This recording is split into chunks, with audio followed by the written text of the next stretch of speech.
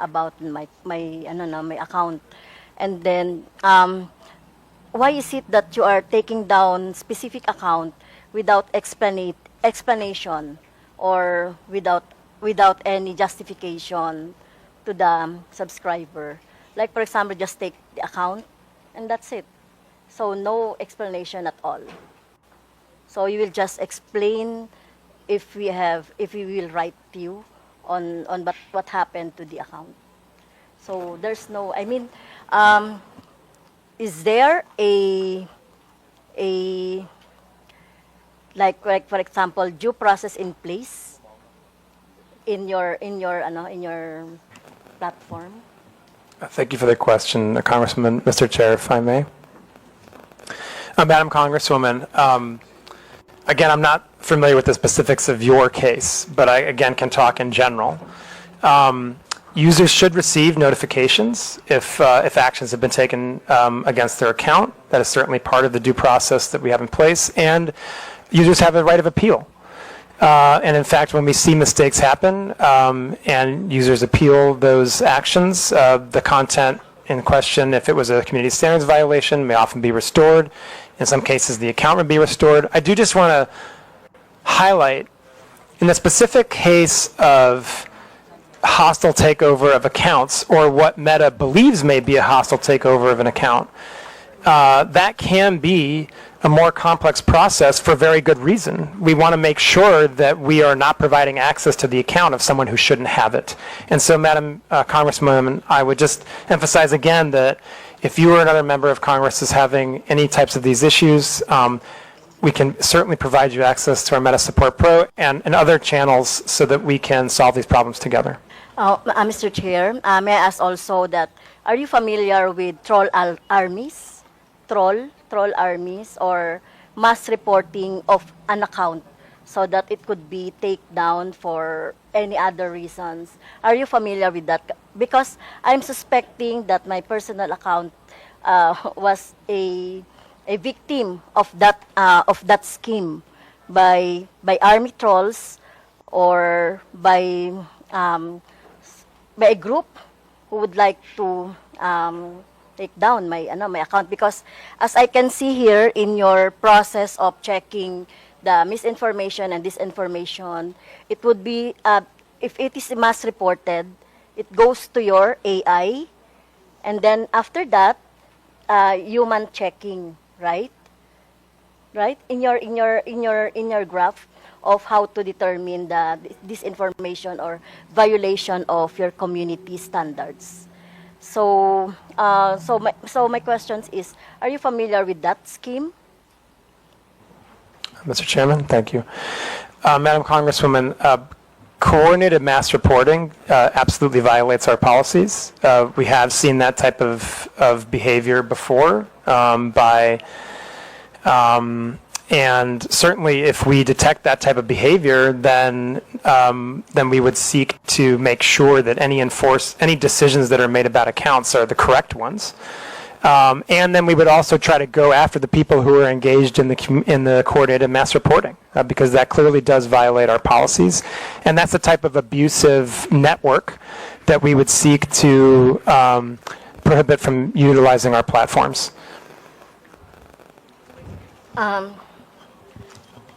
Another question, Mr. Chair, is about the inaction of the Meta on the AI-generated images abused.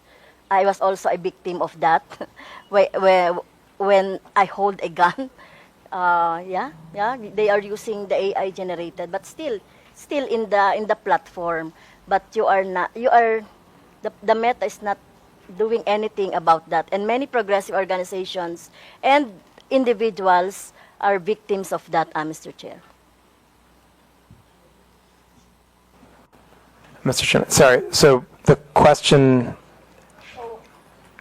So how do you detect, or why are you not taking down AI-generated images that you think are not or inappropriate or not true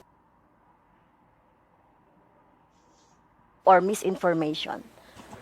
Thank you, Mr. Chairman. Thank you, Madam Congresswoman, and for the committee. I think I would start from the place of our view of misinformation is that whether or not it's AI generated or not, it would be misinformation, right?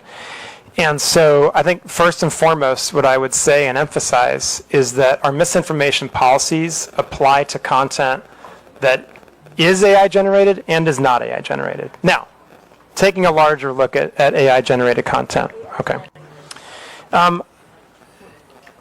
There's a few different pieces to this, right?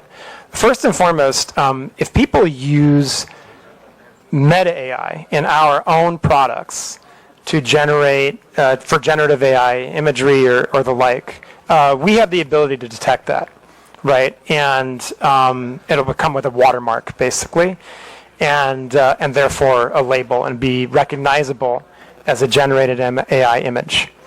Now, if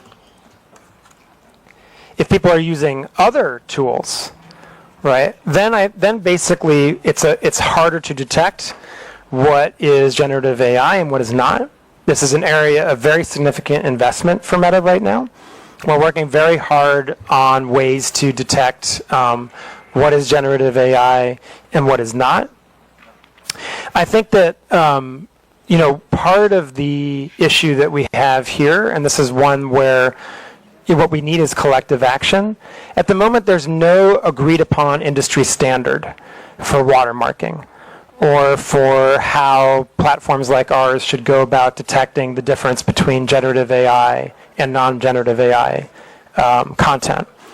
And so that's an area where we really need more focused industry collaboration, and certainly we are trying to drive that. For Meta, we believe it's very important for that type of collaboration to happen between industry, civil society, and governments. And I think the last thing I would really talk about when it comes to generative AI imagery or other content is really distinguishing between paid content and non-paid content, right? If you are, just generally speaking, at Meta, we take a much more stringent approach to moderating paid content, right?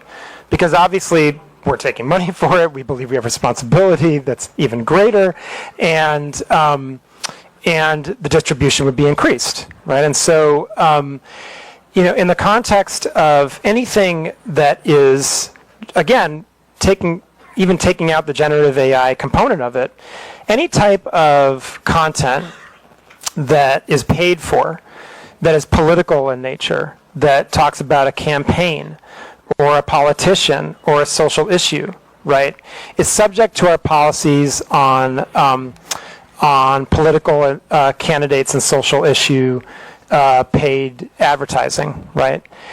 And according to those policies, you would be required to disclose who is paying for the ad and sponsoring the content.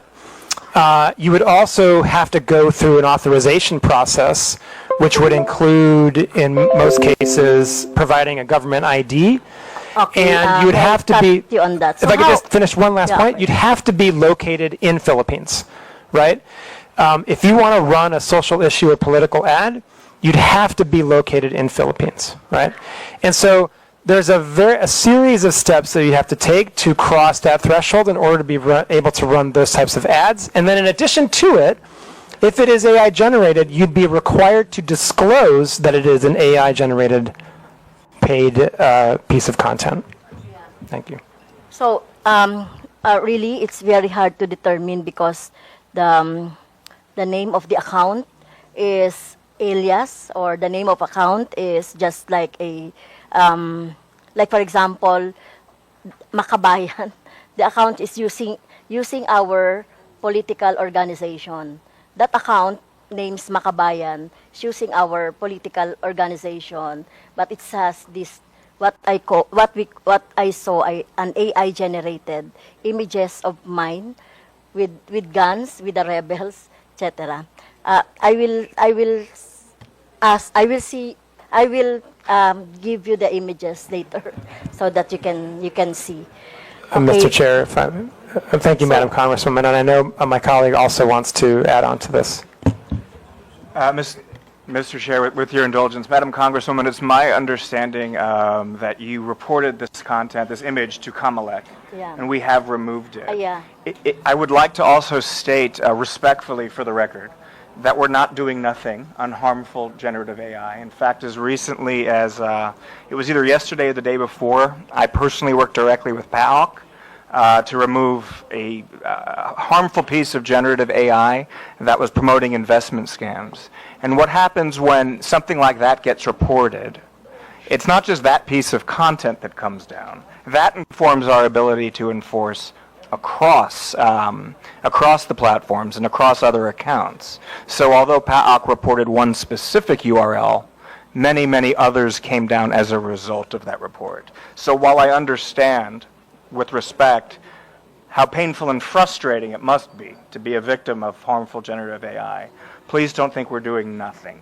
But we are not perfect yet, but we always strive to be better. We strive to be better by signal sharing and trend sharing with Filipino law enforcement, legislative, NGOs, civil society, etc.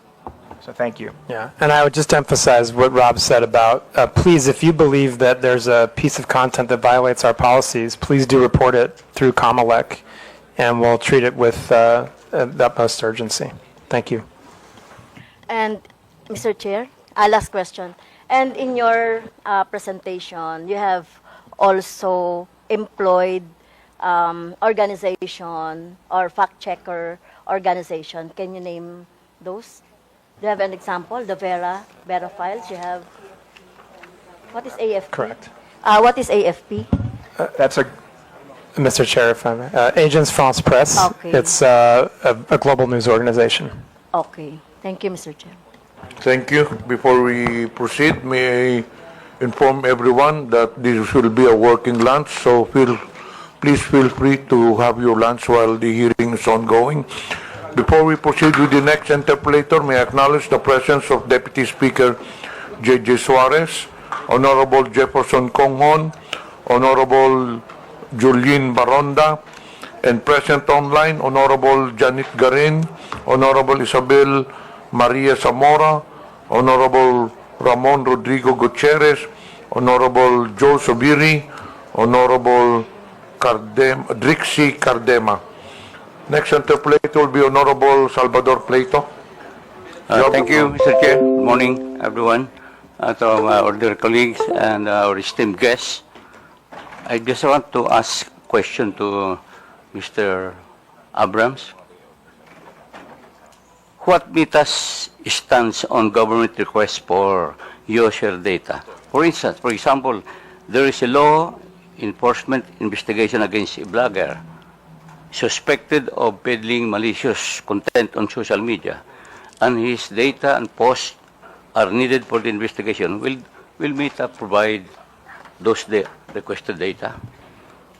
What is your policy or misinformation and disinformation? Thank you. Mr. Chair, with permission, I'll do my best to address the concern. AI.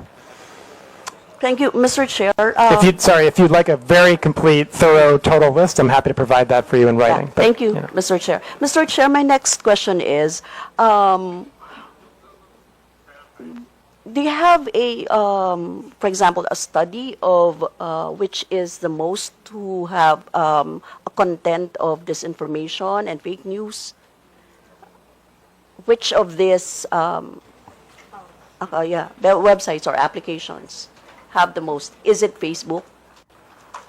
Mr. Chairman, if I may. So thank you. Congresswoman, that's a very tough question to answer. Again, I'll just go back to the kind of place where I started with, which is how do you determine what's misinformation, right? That is not an easy question to answer, but what I would say is we can qualify it as what's reported, right? Yeah. So if is you it Facebook?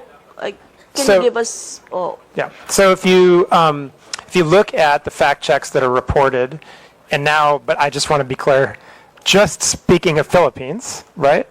I believe, and I can check this to make sure that it's accurate after the hearing, but I believe that the most fact checks we see in Philippines are on Facebook.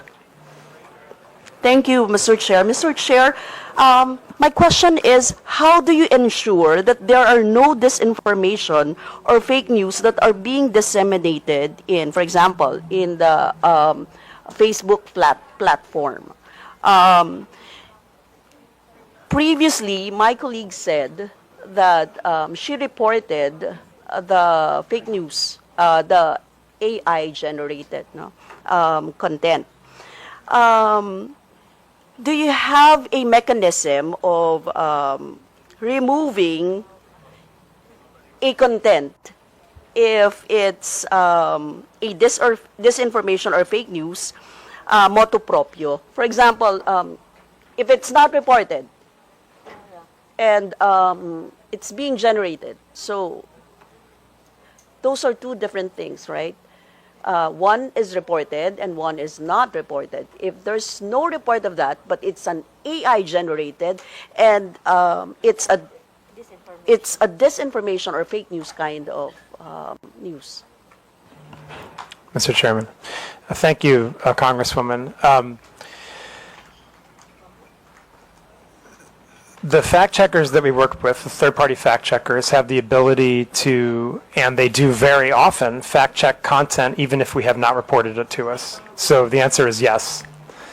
And I would say, I just reiterate, from earlier in my presentation, that whether a piece of content is AI generated or not, we would still treat it the same as misinformation. So there's a form to. If there's no report, you can actually flag it as a disinformation or fake news, right? Mr. Chairman, if I may.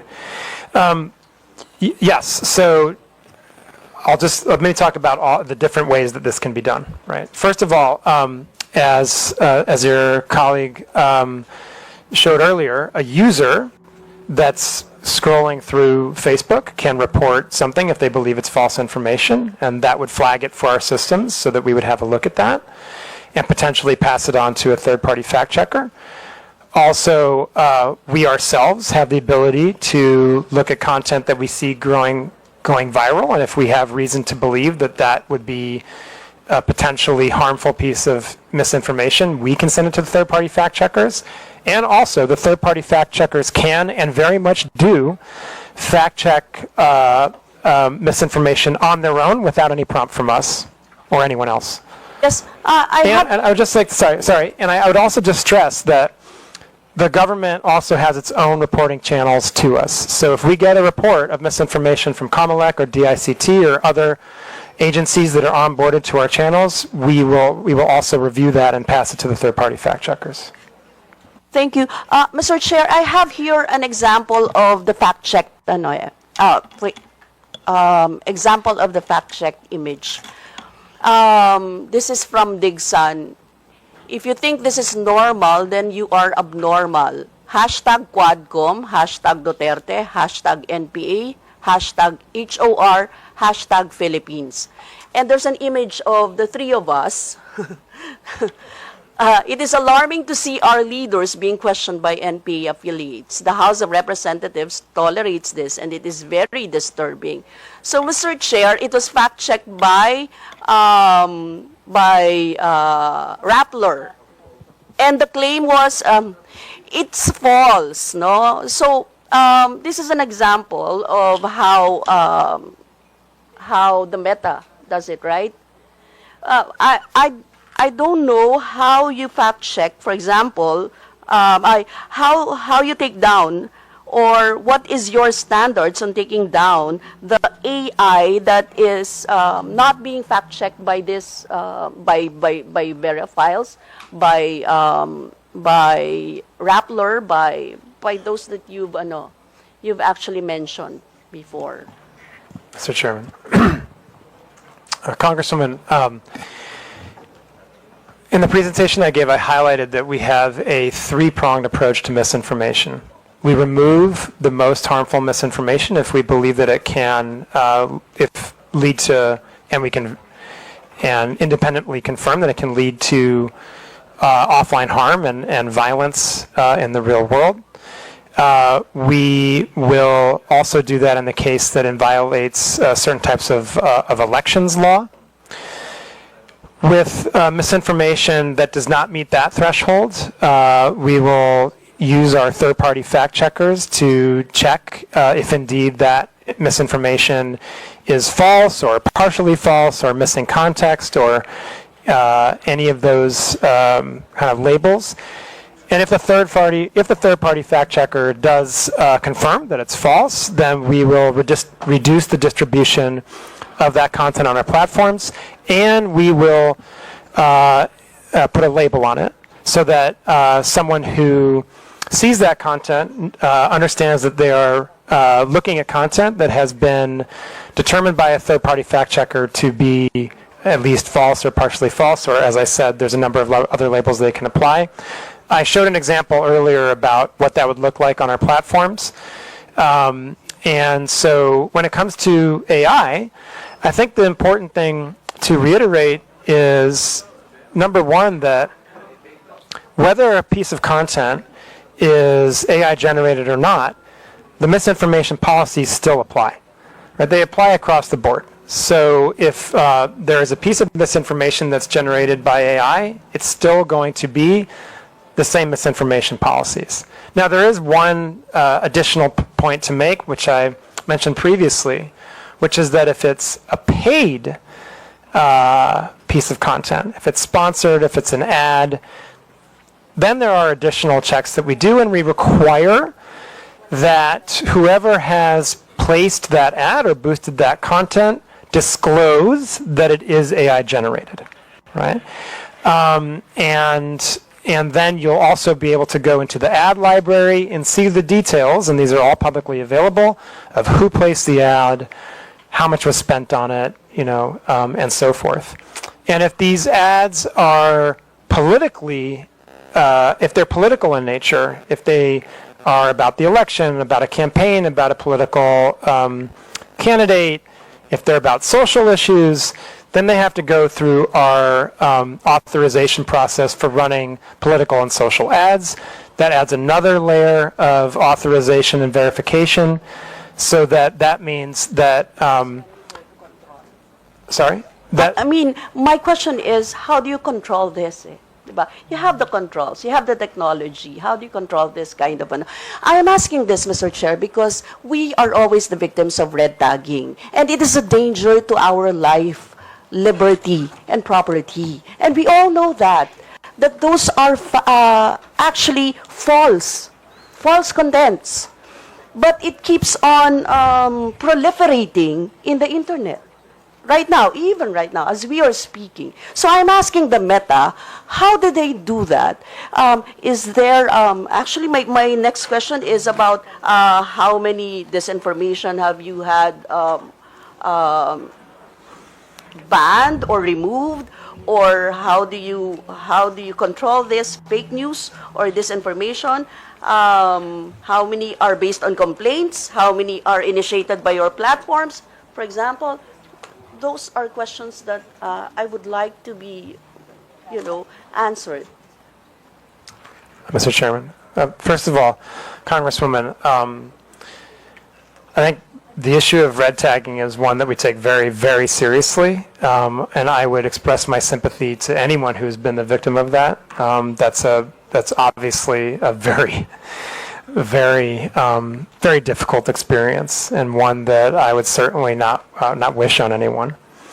I would just like to emphasize that red tagging violates our policies. We view red tagging as a form of coordinating harm on our platform, and that is prohibited.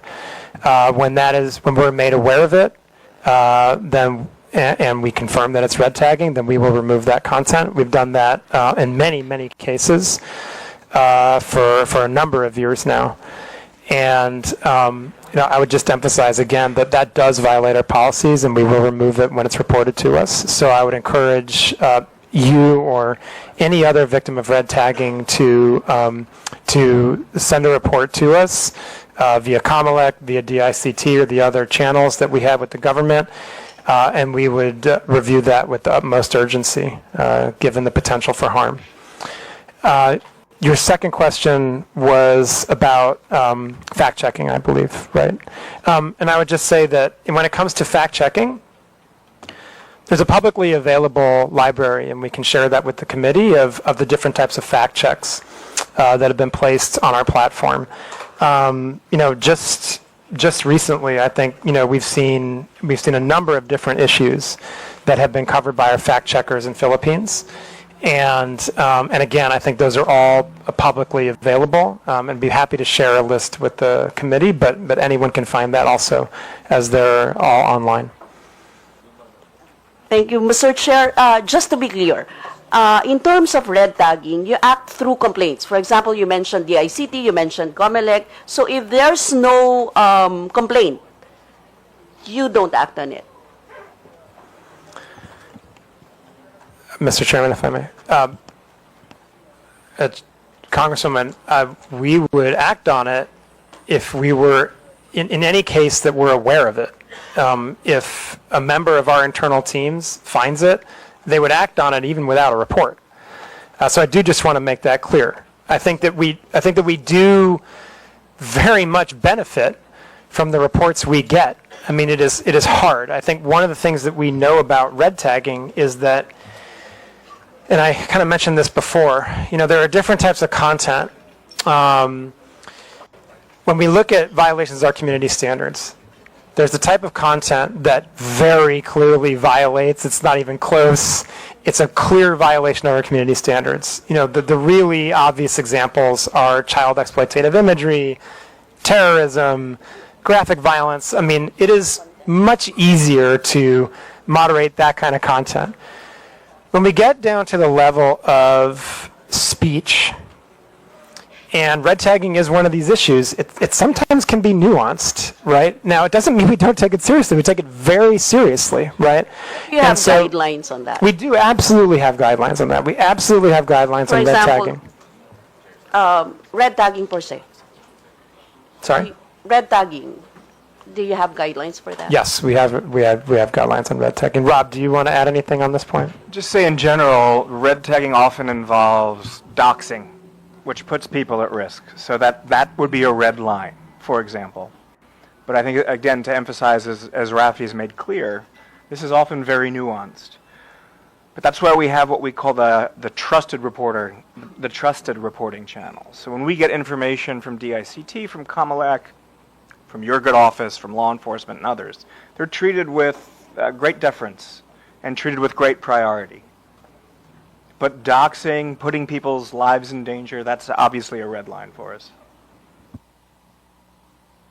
Yes, thank you, Mr. Chair. Mr. Chair, knowing how bureaucratic and to an extent slow the processing of legal actions in the Philippines, we are more concerned on your mandate and mechanisms as Meta, as a multinational technology conglomerate in terms of taking action on these matters, no? From fact-checking and ensuring the veracity of contents and users, taking down posts and banning users that proliferate disinformation and red tagging, up to instituting protections to users so as to allow for a healthy and humane interactions and discourses on your platforms. That is what we're expecting. Mr. Chair, thank you so much, Congresswoman, for the opportunity to discuss these important issues. And we absolutely share the objective of making sure that the platforms that Meta operates in the Philippines are safe ones. And so that's why we're here. That's why we're having this conversation. And we're always, always happy to take more feedback, to look at things that if the Congress believes we can do better, we're happy to take that back and see what can be done. And I think, as Rob said, I would just emphasize, please do utilize the reporting channels that we have established that are very well functioning with the government, with DICT, with the law enforcement, with COMELEC, to address these issues. Anything that can lead to the potential for